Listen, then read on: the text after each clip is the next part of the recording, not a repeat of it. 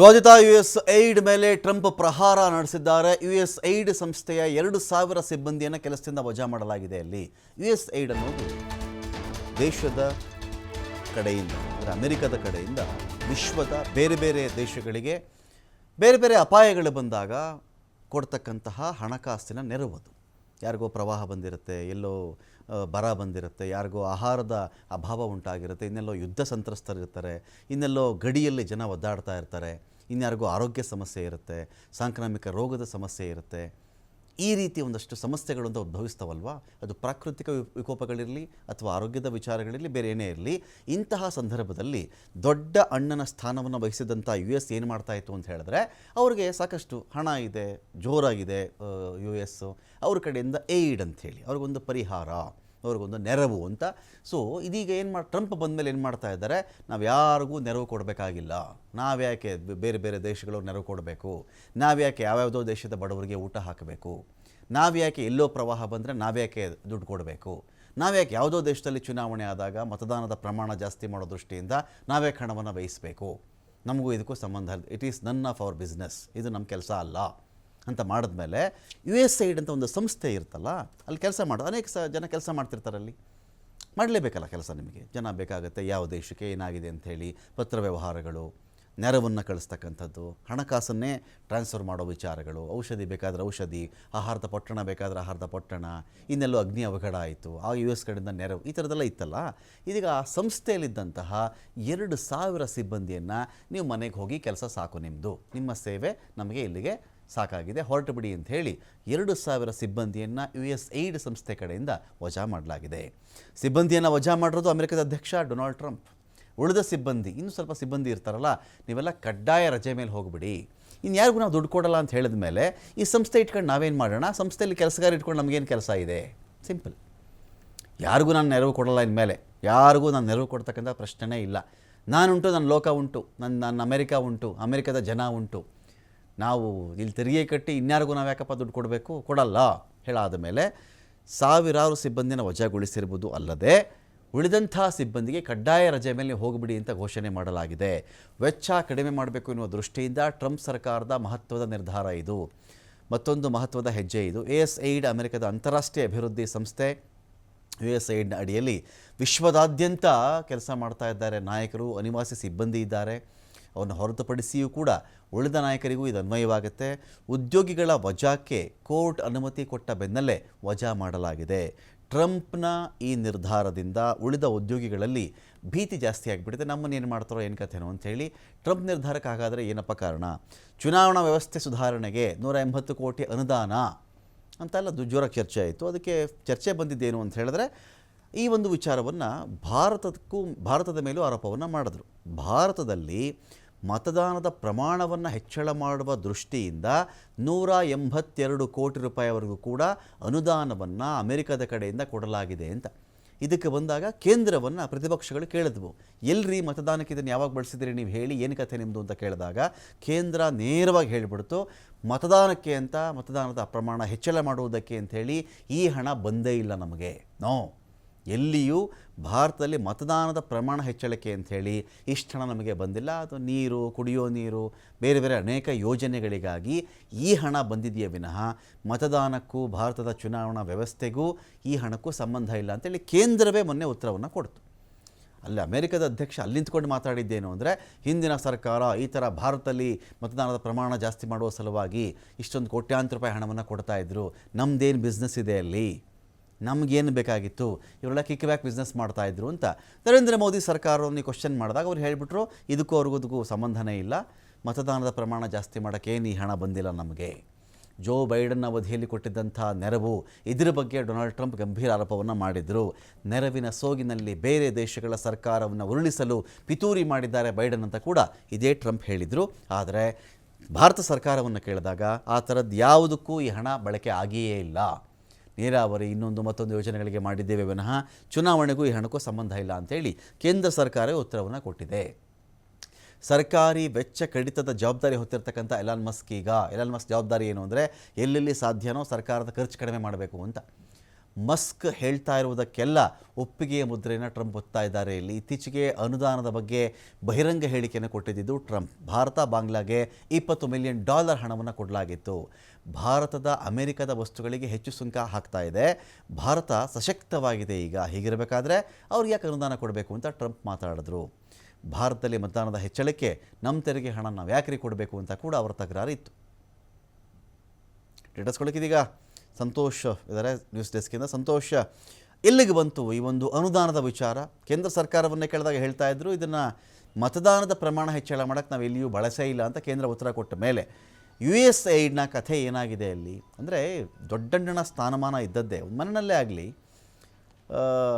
ದೊಡ್ಡ ಅಣ್ಣನನ್ನು ತಂದೆ ಬಿಟ್ಟರೆ ಎರಡನೇ ತಂದೆ ಅಂತ ಕರೀತಾರೆ ನಮ್ಮ ಪದ್ಧತಿಗಳಲ್ಲಿ.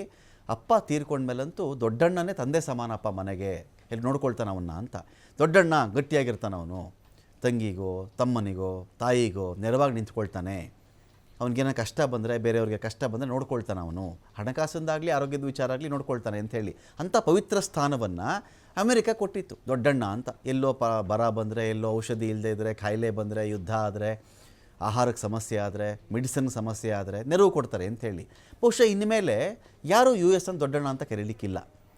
ನಾನುಂಟು ನನ್ನ ಲೋಕ ಉಂಟು ಅಂತ ಇರ್ತೀನಿ ಅನ್ನೋದಾದರೆ ನಾವ್ಯಾಕಪ್ಪ ದೊಡ್ಡಣ್ಣ ಅಂತ ನಾವು ಕರೆಯೋಣ ಅಂತ ಬರುತ್ತೆ. USAID ಕಥೆ ಎಲ್ಲಿಗೆ ಬಂತು ಅಂತ? ರಮಾಕಾಂತ್, ಈಗ ಸಾಮಾಜಿಕ ಜಾಲತಾಣದಲ್ಲಿ ಒಂದು ಹೇಳಿಕೆ ಬಹಳಷ್ಟು ಟ್ರೋಲ್ ಆಗ್ತಾ ಇದೆ. ಅಮೆರಿಕಾ ಕಾ ಕೋಯಿ ಸಗಾ ನಹಿ ಜಿಸೆ ಅಮೆರಿಕಾನೇ ಠಗಾ ನಹಿ.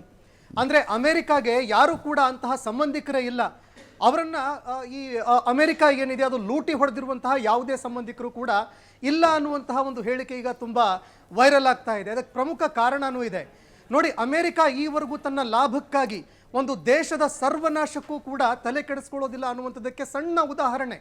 ಈವರೆಗೆ ಉಕ್ರೇನ್ ಜೊತೆಗೆ ನಾನು ನಿನ್ನ ಜೊತೆಗಿದ್ದೀನಿ, ನಾನು ನಿನ್ನ ಜೊತೆಗಿದ್ದೀನಿ ಅಂತ ಏನು ಹೆಗಲಿಗೆ ಕೈ ಹಾಕೊಂಡು ಬಂದಿದ್ರು, ಕೊನೆಗೆ ಸರಿಸುಮಾರು 3 ಲಕ್ಷ ಜನ ಸೈನಿಕರು, ಅದೇ ರೀತಿಯಾಗಿ ನಾಗರಿಕರೆಲ್ಲರೂ ಕೂಡ ಸತ್ತ ನಂತರ, ಸಂಪೂರ್ಣ ಉಕ್ರೇನ್ ಸ್ಮಶಾನ ಆದ ನಂತರ ನೀ ನನಗೆ ಸಂಬಂಧನೇ ಇಲ್ಲ, ನೀನು ಯಾರಪ್ಪ ಅಂತ ಈಗ ರಷ್ಯಾ ಹೆಗಲಿಗೆ ಕೈ ಹಾಕಿ ನಿಂತಿದ್ದಾನೆ ಅಮೆರಿಕ. ಅಂದರೆ ಯಾವ ದೊಡ್ಡಣ್ಣ ನೀನು ನನ್ನ ಸಹೋದರ ಅಂತ ಹೇಳ್ತಾ ಬರ್ತಾ ಇದ್ರು, ಅದೇ ದೊಡ್ಡಣ್ಣ ಒಬ್ಬರ ಕುತ್ತಿಗೆ ಕೊಯ್ಯೋದಕ್ಕೂ ಕೂಡ ಹಿಂಜರಿಯೋದಿಲ್ಲ ಅನ್ನುವಂಥದ್ದನ್ನು ಈ ಹಿಂದಿನ ಇತಿಹಾಸ, ಯಾವಾಗ ಬಾಂಗ್ಲಾ ವಿಮೋಚನಾ ಒಂದು ಯುದ್ಧವಾಯಿತು ಆ ಸಂದರ್ಭದಿಂದ ನಾವು ನೋಡ್ತಾ ಬಂದಾಗಲೂ ಕೂಡ, ಆಗಲೂ ಕೂಡ ಲಕ್ಷಾಂತರ ಜನರ ಮಾರಣ ಹೋಮ ಆಯಿತು. ಆಗಲೂ ಕೂಡ ಅಮೆರಿಕ ತನ್ನ ಲಾಭದ ಬಗ್ಗೆ ಯೋಚನೆ ಮಾಡ್ತಾ ಇತ್ತು. ಈಗಲೂ ಕೂಡ ಅಮೆರಿಕ ತನ್ನ ಲಾಭದ ಬಗ್ಗೆ ಯೋಚನೆ ಮಾಡ್ತಾ ಇದೆ ಅಂತ ಹೇಳಿದ್ರು ಕೂಡ ತಪ್ಪಾಗೋದಿಲ್ಲ. ಇನ್ನು ಏನು ಅಮೆರಿಕದ ಅಧ್ಯಕ್ಷರು ಹೇಳಿದ್ರು, ಡೊನಾಲ್ಡ್ ಟ್ರಂಪ್ ಅವರು, ಇಲ್ಲ ನಾವ್ಯಾಕೆ 180 ಕೋಟಿ ನಿಮಗೆ ಕೊಡಬೇಕು ಅನ್ನುವಂತಹ ಮಾತನ್ನು ಹೇಳಿದ್ರು. ಈ ಒಂದು ವಿಚಾರಕ್ಕೆ ಸಂಬಂಧಪಟ್ಟಂತೆ ನಾವು ನೋಡಿದಾಗ ನಮ್ಮ ಭಾರತ ಕೂಡ ಇದಕ್ಕೆ ಸಂಬಂಧಪಟ್ಟಂತೆ ತನ್ನ ಒಂದು ಸ್ಟ್ಯಾಂಡನ್ನು ಕ್ಲಿಯರ್ ಮಾಡಬೇಕು. ಯಾಕಂದರೆ ಯಾವಾಗ ಈ ದುಡ್ಡು ವಿಪಕ್ಷಗಳಿಗೆ ಹೋಗ್ತಾ ಇದೆ ಅನ್ನುವಂತಹ ಮಾತು ಕೇಳಿ ಬಂದಾಗ ವಿಪಕ್ಷಗಳ ವಿರುದ್ಧ ತೀವ್ರವಾಗಿ ಟೀಕೆ ಟಿಪ್ಪಣಿಗಳು ಮತ್ತೊಂದು ಮಗದೊಂದು ಅಂತಾಯಿತು. ಅದಾದ ನಂತರ ನನ್ನ ಗೆಳೆಯನಿಗೆ ನಾನು ಕೊಟ್ಟಿದ್ದೀನಿ, ನನ್ನ ಮಿತ್ರ ಪ್ರಧಾನಿ ಮೋದಿಯವರಿಗೆ ನಾನು ಕೊಟ್ಟಿದ್ದೀನಿ ಅಂತ ಯಾವಾಗ ಹೇಳಿದ್ರು, ಆಗ ಸರ್ಕಾರ ಈ ವಿಚಾರಕ್ಕೆ ಸಂಬಂಧಪಟ್ಟಂತೆ ನಾವು ತನಿಖೆ ಮಾಡ್ತೀವಿ ಅಂತ ಹೇಳಿಕೆಯನ್ನು ಕೊಡ್ತು. ಅಂದರೆ ಭಾರತ ತನ್ನ ದೇಶದ ಗಡಿ ಭದ್ರತೆ, ಅದೇ ರೀತಿಯಾಗಿ ನಮ್ಮ ದೇಶದ ಒಂದು ಮಾನ ಸಮ್ಮಾನ, ಅದೇ ರೀತಿಯಾಗಿ ಪ್ರಜಾಪ್ರಭುತ್ವ ವ್ಯವಸ್ಥೆ ಅಂತ ಬಂದಂತಹ ಸಂದರ್ಭದಲ್ಲಿ ಅದರಲ್ಲಿ ಯಾವುದೇ ಕಾರಣಕ್ಕೂ ಕೂಡ ಕಾಂಪ್ರಮೈಸ್ ಮಾಡೋದಿಲ್ಲ ಅನ್ನುವಂತಹ ವಿಚಾರವನ್ನು ಭಾರತ ಕೂಡ ಇವತ್ತು ತನ್ನ ಸ್ಟ್ಯಾಂಡನ್ನು ಕ್ಲಿಯರ್ ಮಾಡಬೇಕಾಗಿದೆ. ಇದರ ಜೊತೆಗೆ ವಿಶ್ವದ ದೊಡ್ಡಣ್ಣ ಇವತ್ತು ಎಷ್ಟು ಕೆಳಮಟ್ಟಕ್ಕೆ ಇಳಿದು ಬಿಟ್ಟಿದ್ದಾನೆ ಅಂತಂದರೆ, ನಾವು ಭಾರತದ ಬಜೆಟನ್ನು ನೋಡಿದಾಗ ಕಳೆದ ಬಾರಿ ಭಾರತದ ಬಜೆಟ್ನಲ್ಲಿ ಸರಿಸುಮಾರು 5,000 ಕೋಟಿ ಹಣ ನಾವು ಸಣ್ಣ ಪುಟ್ಟ ದೇಶಗಳ ಒಂದು ಅಭಿವೃದ್ಧಿಗೆ ಅದಕ್ಕೆ ಇದಕ್ಕೆ ಅಂತ ನಮ್ಮ ದೇಶದ ಬಜೆಟ್ನಲ್ಲಿ ಅಲಾಟ್ ಮಾಡಿದ್ದೀವಿ. ಅದೇ ರೀತಿಯಾಗಿ ಪ್ರತಿ ವರ್ಷದ ಬಜೆಟ್ಗಳನ್ನು ನೋಡ್ತಾ ಬಂದಾಗ ನಮ್ಮ ಭಾರತ ಕೂಡ ಲಕ್ಷಾಂತರ ಕೋಟಿ ಅನುದಾನವನ್ನು ಬೇರೆ ಬೇರೆ ದೇಶಗಳಿಗೆ ಕೊಟ್ಟಿದೆ. ಆದರೆ ಇದೇ ವಿಶ್ವದ ದೊಡ್ಡಣ್ಣ ಯಾವ ಅಮೆರಿಕ ನಾವು ವಿಶ್ವದ ಅತ್ಯಂತ ಪ್ರಬಲ ರಾಷ್ಟ್ರ ಅಂತ ಹೇಳ್ಕೊಳ್ತಾ ಇತ್ತು, ನಾವು 2.5 ಲಕ್ಷ ಕೋಟಿ ಹಣವನ್ನು ಖರ್ಚು ಮಾಡಿದ್ದೀವಿ ಅನ್ನುವಂತಹ ಮಾತು ಬಹಳಷ್ಟು ಕೆಳಮಟ್ಟದ ಒಂದು ಭಾಷೆ ಆಗಿಬಿಡುತ್ತೆ, ಬಹಳಷ್ಟು ಕೆಳಮಟ್ಟದ ಒಂದು ಆಲೋಚನೆ ಆಗಿಬಿಡುತ್ತೆ. ಹೀಗಾಗಿ ಈಗ ಅಮೆರಿಕದ ನಾಗರಿಕರೇನಿದ್ದಾರೆ, ಯಾವ ಅಮೆರಿಕದ ನಾಗರಿಕರ ಕೈಯಲ್ಲಿ ಯಾವಾಗ ಡೊನಾಲ್ಡ್ ಟ್ರಂಪ್ ಅವರು ಬಂದರು, ರಾಷ್ಟ್ರೀಯವಾದ ಅದೇ ರೀತಿಯಾಗಿ ಸ್ಥಳೀಯ ಜನಾಂಗೀಯವಾದ ಅನ್ನುವಂತಹ ಒಂದು ಲಾಲಿಪಾಪ್ ಕೊಟ್ಟುಬಿಟ್ರು, ಜನ ಲಾಲಿಪಾಪನ್ನ ಬಾಯಲ್ಲಿ ಇಟ್ಕೊಂಡು ಆರಾಮಾಗಿ ತುಂಬ ಚೆನ್ನಾಗಿದೆ, ಸಿಹಿಯಾಗಿದೆ ಅನ್ನುವಂತಹ ಒಂದು ವಿಚಾರಕ್ಕೆ ಬಂದಿದ್ರು. ಆದರೆ ಈಗ ಆ ಸಂಪೂರ್ಣ ಲಾಲಿಪಾಪ್ ಕರಗಿ ಹೋಗ್ಬಿಟ್ಟಿದೆ. ಈಗ ಕಡ್ಡಿ ಮಾತ್ರ ಕೈಯಲ್ಲಿ ಉಳ್ಕೊಂಡಿದೆ. ಅಂದರೆ 2,000 ಜನರನ್ನ ಮಾತ್ರ ಈಗ ಕೆಲಸದಿಂದ ತೆಗೆದಿರುವಂಥದ್ದಲ್ಲ, ಇಡೀ ಅಮೆರಿಕದಾದ್ಯಂತ ಎಷ್ಟು ಜನ ಸರ್ಕಾರಿ ನೌಕರರಿದ್ದಾರೆ, ಸರಿಸುಮಾರು 20 ಲಕ್ಷ ಸರ್ಕಾರಿ ನೌಕರರಿಗೆ ಎಲಾನ್ ಮಸ್ಕ್ ಅವರು ಖಡಕ್ಕಾಗಿ ಒಂದು ಸಂದೇಶ ಕೊಟ್ಟಿದ್ದಾರೆ. 7 ದಿನಗಳಲ್ಲಿ ನೀವೇನು ಕೆಲಸ ಮಾಡಿದ್ದೀರಾ ಅದರ ರಿಪೋರ್ಟ್ ಕೊಡಿ, ಇಲ್ಲ ನೇರವಾಗಿ ಮನೆಗೆ ಹೋಗಿ ಅಂತ ಗೇಟ್ ಪಾಸ್ ಕೊಡುವಂತಹ ಕೆಲಸವನ್ನ ಈಗ ಎಲಾನ್ ಮಸ್ಕ್ ಅವರು ಮಾಡ್ತಾ ಇದ್ದಾರೆ. ಸರಿಸುಮಾರು 1000 ಜನ ಸರ್ಕಾರಿ ನೌಕರರು ಈಗ ಕೋರ್ಟ್ ಮೆಟ್ಟಿಲು ಏರ್ತಾ ಇದ್ದಾರೆ. ಇಡೀ ಅಮೆರಿಕಾದಾದ್ಯಂತ ಅಲ್ಲೋಲ ಕಲ್ಲೋಲ ಆಗಿದೆ ಅಂತ ಹೇಳಿದ್ರು ಕೂಡ ತಪ್ಪಾಗ್ಲಿಕ್ಕೆ ಸಂತೋಷ. ಅದೇ ರೀತಿ ಅಮೆರಿಕ ಎನ್ನುವ ದೇಶ, ಅದಕ್ಕೆ ಯಾವಾಗಲೂ ಹೇಳ್ತಾರೆ ಹಣ ಇದ್ದವ್ರ ಕೈಗೆ ಅಧಿಕಾರ ಹೋಗಬಾರದು ಅಂತ. ಯಾರ ಕೈಲಿ ಹಣ ಇರುತ್ತೋ, ಬೇಸಿಕಲಿ ಡೊನಾಲ್ಡ್ ಟ್ರಂಪ್ ಕೂಡ ಒಬ್ಬ ಉದ್ಯಮಿ, ಎಲಾನ್ ಮಸ್ಕ್ ಉದ್ಯಮಿ ಅಂತ ವಿಶೇಷವಾಗಿ ಬಿಡಿಸೇನು ಹೇಳುವಂಥ ಅವಶ್ಯಕತೆ ಇಲ್ಲ. ಇಬ್ಬರು ಉದ್ಯಮಿಗಳು ಅಮೆರಿಕ ಹೆಸರು, ರಾಷ್ಟ್ರೀಯತೆ ಹೆಸರು, ರಾಷ್ಟ್ರವಾದದ ಹೆಸರು ಇದೆಲ್ಲವನ್ನು ಹೇಳಿ ಏನು ಜನ ಅಮೆರಿಕಾ ಫಸ್ಟ್, ಅಮೆರಿಕನ್ ಫಸ್ಟ್ ಅಂದ ತಕ್ಷಣ ಕುಣಿದಿದ್ದೆ, ಕುಪ್ಪಳಿಸಿದ್ದೆ. ಈಗ ನೋಡಿ ಅದೇ ಹೇಳ್ತಾರಲ್ಲ, ತಲೆ ಮೇಲೆ ಸುರ್ಕೊಂಡಂಥ ನೀರು ಪಾದಕ್ಕೆ ಬಂದೇ ಬರುತ್ತೆ ಅಂತ ಹೇಳ್ತಾರಲ್ಲ, ಬಹುಶಃ ಆ ಸ್ಥಿತಿ ಅಮೆರಿಕನ್ನರತ ಇವತ್ತಿಗೆ. ಅಲ್ಲಿ ಕೆಲಸ ಮಾಡ್ತಿರೋರು ಅಮೆರಿಕನ್ನರೇ ಅಲ್ವೇ? ಅಮೆರಿಕ ಸರ್ಕಾರಿ ಸಂಸ್ಥೆಗಳು ಅಮೆರಿಕನ್ನರು ಇದ್ದಾರಲ್ವಾ? ವೆಚ್ಚ ಕಡಿತ ಮಾಡ್ತೀನಿ ಎನ್ನುವ ಒಂದೇ ಒಂದು ಪಾಲಿಸಿ ಇಟ್ಕೊಂಡು ಎಲ್ಲರನ್ನೂ ಮನೆ ಕಳಿಸ್ತಾ ಇದ್ರೆ ಇನ್ನು ಯಾರ ಫೇವರ್ಗಿದು ಹಾಗಾದರೆ ಎಲ್ಲವೂ ಅಂತ. ರಮಾಕಾಂತ್, ಪ್ರಮುಖವಾಗಿ ನಾವು ನೋಡಬೇಕಾಗಿರುವಂಥದ್ದು ಪ್ರಜಾಪ್ರಭುತ್ವ ವ್ಯವಸ್ಥೆಯಲ್ಲಿ ಪ್ರಜೆಗಳು ತುಂಬ ಪ್ರಜ್ಞಾವಂತಿಕೆಯಿಂದ ಇರಬೇಕಾಗತ್ತೆ. ಒಂದು ವೇಳೆ ಏನಾದರೂ ಈ ರೀತಿಯಾದಂತಹ ಒಂದು ಮಾತುಗಳಿಗೆ, ಅದರಲ್ಲೂ ಕೂಡ ಉದ್ಯಮಿಗಳ ಕೈಯಲ್ಲಿ ದೇಶ ಹೋದಂತಹ ಸಂದರ್ಭದಲ್ಲಿ ದೇಶಕ್ಕೆ ಎಂತಹ ಪರಿಸ್ಥಿತಿ ಎದುರಾಗುತ್ತೆ ಅನ್ನುವಂಥದ್ದನ್ನು ಇವತ್ತು ಅಮೆರಿಕಾವನ್ನು ನೋಡಿ ನಾವು ಅರ್ಥ ಮಾಡ್ಕೊಳ್ಬೇಕಾಗತ್ತೆ. ಯಾಕಂದರೆ ಎಲಾನ್ ಮಸ್ಕ್ ಅವರು ಕೇವಲ ಇಲ್ಲಿ ಸರ್ಕಾರಿ ಉದ್ಯಮಿಗಳಿಗೆ, ಸರ್ಕಾರಿ ಉದ್ಯೋಗಿಗಳಿಗೆ ಮಾತ್ರ ಅಲ್ಲ, ಸರ್ಕಾರಿ ನೌಕರರಿಗೆ ಮಾತ್ರ ಇಂತಹ ಒಂದು ವಿಚಾರವನ್ನು ಹೇಳಿಲ್ಲ. ಯಾವ ನಾಸಾ ಇವತ್ತಿನವರೆಗೆ ಅಂತಾರಾಷ್ಟ್ರೀಯ ಒಂದು ಏನು ಸ್ಪೇಸ್ ರಿಸರ್ಚ್ ಅನ್ನ ಮಾಡ್ತಾ ಇತ್ತು, ಆ ಒಂದು ಸಂಸ್ಥೆಗೂ ಕೂಡ ಈಗ ಎಲಾನ್ ಮಸ್ಕ್ ಅವರು ಇದೇ ವಿಚಾರವನ್ನು ಹೇಳಿದ್ದಾರೆ.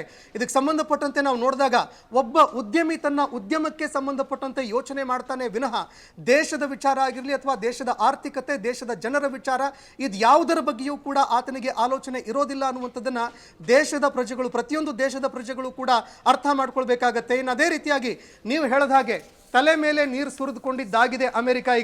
ಈಗ ಸಂಪೂರ್ಣವಾಗಿ ಪಾದಕ್ಕೆ ಬಂದು ಮುಟ್ತಾ ಇದೆ.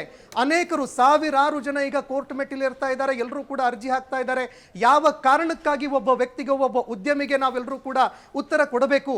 ಈ ಎಲಾನ್ ಮಸ್ಕ್ ಅವರು ಏನು ಅವ್ರ ಕೈಯಲ್ಲಿ ಈಗ ಕೊಟ್ಟಿರುವಂತಹ ಕ್ರಮೇಣವಾಗಿ ಏನಾಗುತ್ತೆ ಸಂತೋಷ್, ನಾವು ಗಮನಿಸ್ತಾ ಬಂದಾಗ ಈಗ ನಾಸಾ ಅಥವಾ ಅಂತರಿಕ್ಷ ವಿದ್ಯಮಾನಗಳಿಗೆ ಸಂಬಂಧಪಟ್ಟಂತೆ ಎಲಾನ್ ಮಸ್ಕ್ ಒಂದು ಸಂಸ್ಥೆ ಇದೆ.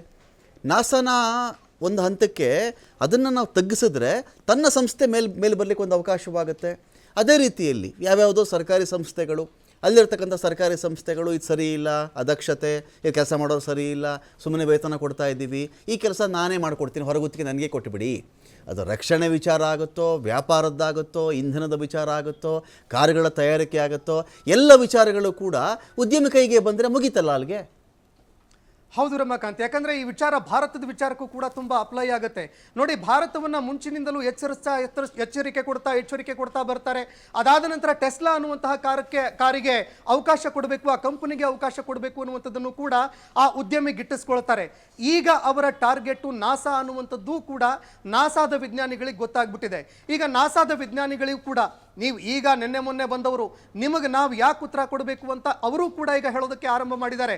ಯಾಕಂದರೆ ನಾಸಾದ ವಿಜ್ಞಾನಿಗಳಿಗೂ ಕೂಡ ಇದರ ಹಿಂದೆ ಇರುವಂತಹ ಒಳಮರ್ಮ, ಇದರ ಹಿಂದೆ ಇರುವಂತಹ ಒಂದು ಷಡ್ಯಂತ್ರ ಏನಿದೆ ಅನ್ನುವಂಥದ್ದು ನಾಸಾದ ವಿಜ್ಞಾನಿಗಳಿಗೂ ಕೂಡ ಗೊತ್ತಾಗಿದೆ. ಇದೇ ಕಾರಣಕ್ಕಾಗಿ ನಾಸಾದ ಹಿರಿಯ ಅಧಿಕಾರಿಗಳು, ಒಬ್ಬ ಸಣ್ಣ ಕಾರ್ಮಿಕನಿಂದ ಹಿಡಿದುಕೊಂಡು ಯಾರ್ಯಾರು ನೌಕರಸ್ಥರಿದ್ದಾರೆ ಎಲ್ರಿಗೂ ಕೂಡ ಯಾವುದೇ ಇಮೇಲ್ಗಳಿಗೂ ಕೂಡ ನೀವು ಉತ್ತರ ಕೊಡಬೇಡಿ, ಯಾವುದೇ ಇಮೇಲ್ಗಳಿಗೆ ಉತ್ತರ ಕೊಡುವಂತಹ ಅವಶ್ಯಕತೆ ಏನಿಲ್ಲ. ನಾವೆಲ್ಲರೂ ಕೂಡ ಸರ್ಕಾರದ ಅಧೀನದಲ್ಲಿ ಕೆಲಸವನ್ನು ಮಾಡ್ತಾ ಇದ್ದೀವಿ. ಸರ್ಕಾರ ಇದಕ್ಕೆ ಸಂಬಂಧಪಟ್ಟಂತೆ ನಮಗೆ ರಿಪೋರ್ಟ್ ಕೇಳಿ, ಆದರೆ ಒಬ್ಬ ಥರ್ಡ್ ಪರ್ಸನ್ಗೆ ನಾವು ಉತ್ತರ ಕೊಡುವಂತಹ ಅವಶ್ಯಕತೆ ಇಲ್ಲ ಅಂತ ಈಗ ನಾಸಾ ಕೂಡ ಅಲ್ಲಿನ ಕೋರ್ಟ್ ಮೆಟ್ಟಿಲಿರೋದಕ್ಕೆ ಅಂತ ಮುಂದಾಗ್ತಾ ಇದೆ. ಆದರೆ ಈ ಒಂದು ಸಮರದಲ್ಲಿ, ಅಂದರೆ ಈವರೆಗೆ ಇದನ್ನೊಂದು ರಾಷ್ಟ್ರೀಯವಾದ ಮತ್ತೊಂದು ಮಗದೊಂದು ಅಂತ ಅಂದುಕೊಂಡಿದ್ದಂತಹ ಜನ ಈಗ ತಮ್ಮ ಬುಡಕ್ಕೆ ಬಂದಿದೆ ಅಂತ ಗೊತ್ತಾದಂತಹ ಸಂದರ್ಭದಲ್ಲಿ ಕೋರ್ಟ್ ಯಾರ ಪರವಾಗಿ ನಿಲ್ಲತ್ತೆ ಅನ್ನುವಂಥದ್ದನ್ನು ಕೂಡ ಕಾದು ನೋಡಬೇಕಾಗತ್ತೆ. ಯಾಕಂದರೆ ಇದೇ ಜನತೆ ಈ ಹಿಂದೆ 2,000 ಉದ್ಯೋಗಿಗಳನ್ನು ಹೊರತೆಗೆಯುವಂತಹ ಸಂದರ್ಭದಲ್ಲಿ ತುಂಬ ಒಳ್ಳೆಯ ಕೆಲಸ ಆಗ್ತಾ ಇದೆ, ದುಡ್ಡು ಉಳಿಯತ್ತೆ ಅನ್ನುವಂತಹ ಒಂದು ವಿಚಾರವನ್ನು ಹೇಳ್ತಾ ಇತ್ತು. ಆದರೆ ಈಗ ತಮ್ಮ ಬುಡಕ್ಕೆ ಬಂದಿರೋದ್ರಿಂದಾಗಿ ಕೋರ್ಟ್ ಯಾವರ ಪರವಾಗಿ ನಿಲ್ಲತ್ತೆ, ಅದೇ ರೀತಿಯಾಗಿ ಜನತೆಯ ಒಂದು ನಿರ್ಧಾರ, ಹೋರಾಟ ಆಗುತ್ತಾ, ಒಂದು ದೊಡ್ಡ ಕ್ರಾಂತಿ ಕ್ರಾಂತಿ ಆಗತ್ತಾ ಏನು ಎತ್ತ ಅದನ್ನು ಕೂಡ ಕಾದು ನೋಡಬೇಕಾಗತ್ತೆ ರಮಾಕಾಂತ್. Thank you Santosh.